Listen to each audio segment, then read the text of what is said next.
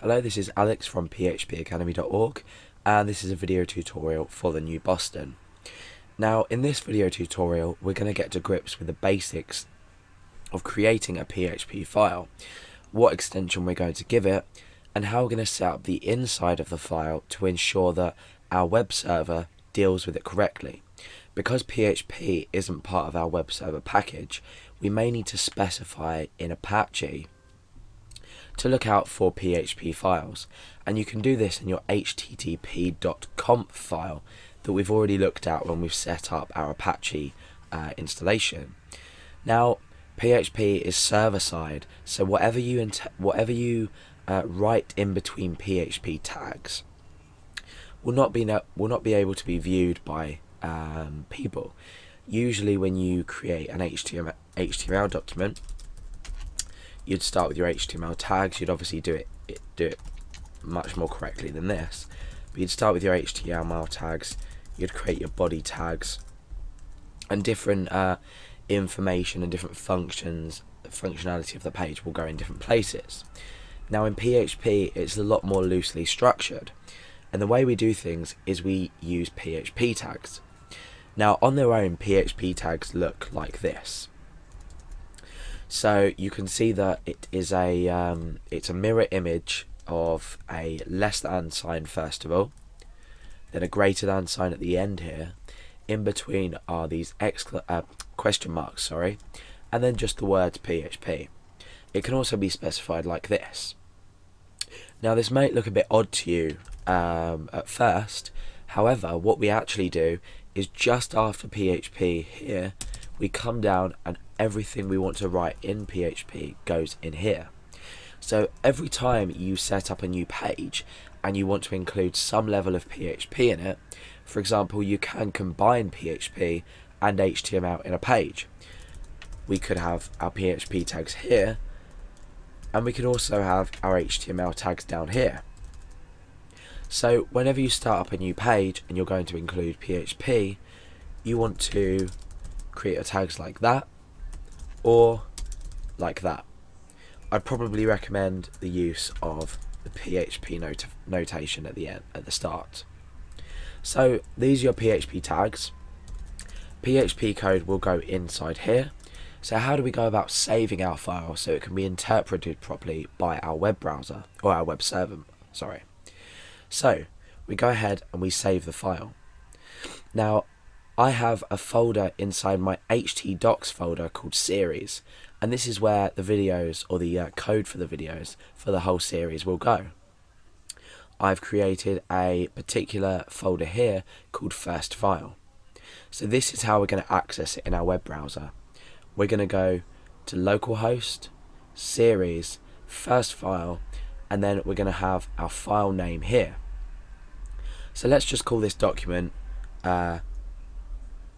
let's say, we'll call it index.php, because typically an Apache installation will take an index.php and index.html files as default files to be loaded inside a folder.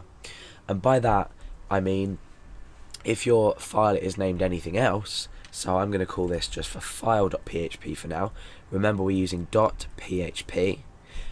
You can, just to be sure, choose all files here and enclose that in double quotation marks, just to make sure your text editor saves it with a correct file extension. So let's save this. We've shown that we've saved this as a PHP document. My text editor context has automatically turned on syntax highlighting for PHP. This just means that PHP code and different aspects of code will be highlighted so we can read things easier. For example, variables are green, and function names are typically a grey colour, and things like keywords, so for example for each, which is a language construct, are blue. And it depends, so strings can be brown, for etc, etc. So we've got this file and we've saved that. Now if we come in here and refresh our browser, you can see that the file appears here. Now if I click on this, that's our PHP document ready to go. We can start programming and we can start displaying output to the user and calculating. And as you can see, if you've clicked to view the page source, there's nothing there. So let's combine some HTML with PHP and see what happens. And you can see now that by just including some HTML tags and refreshing the page, you can see that these actually show up. However, our PHP code will be up here, however it won't be shown because it's interpreted by our web server program. That's where everything's sort of calculated, and then we display the output that we want using PHP. So it's a server-side scripting language as opposed to HTML, which is just tags that are interpreted by different browsers. Okay, so like I said earlier, you can name your file and give it a specific file name, or you can choose to name it index.php.